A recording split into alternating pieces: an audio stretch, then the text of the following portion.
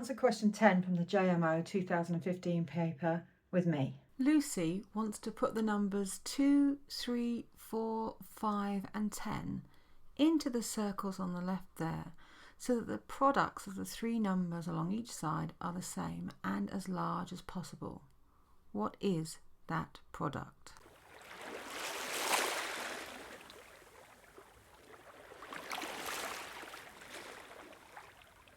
Okay, what we're going to do is we're going to start this problem. I've drawn out the shape, sort of, and written the numbers here. And we're going to, first of all, the first thing we're going to notice is a sort of symmetry. The numbers either have to be on one of the three corners or one of the three internal things. This will cut down the possibilities if we think it through. And I've written the numbers here out. Let's have a look at the number 10. So 10 is made by multiplying 5 by 2. So 10 has a factor of 5. 5 obviously has a factor of 5, but none of the other numbers have a factor of 5.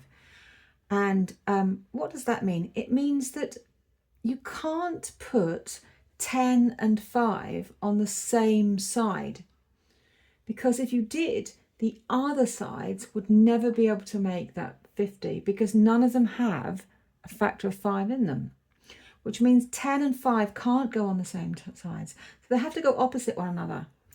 Now, the question asks for the largest product, and on the sides, this number here, I should say, would be multiplied twice. So I'm going to put the 10 here because I want the largest product. So I'm going to put the biggest number there, which means 5 has to go there.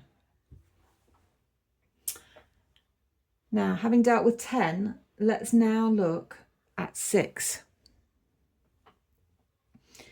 6 has a factor of 3, and obviously 3 also has a factor of 3, but none of the other numbers contain a factor of 3. So I can use the exact same argument. 3 and 6 cannot be on the same side. They also have to be opposite, and because I'm looking for the largest factor, I'm going to put the 6 in the corner because the 6 will be multiplied here and here, and I'm going to put 3 opposite it over here. Now, what do we have then? We've got the 2 and the 4 to go in, and there's two ways of trying it. I'm going to try it here and see what happens. I could have tried it the other way around. And then I'm going to have a look. 4 times 5 is 20, and 20 times 6, this side has 120.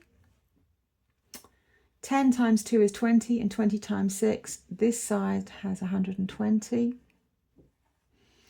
4 times 3 is 12, times 10. I'm giving myself much room to fit it in, but never mind. This is also 120.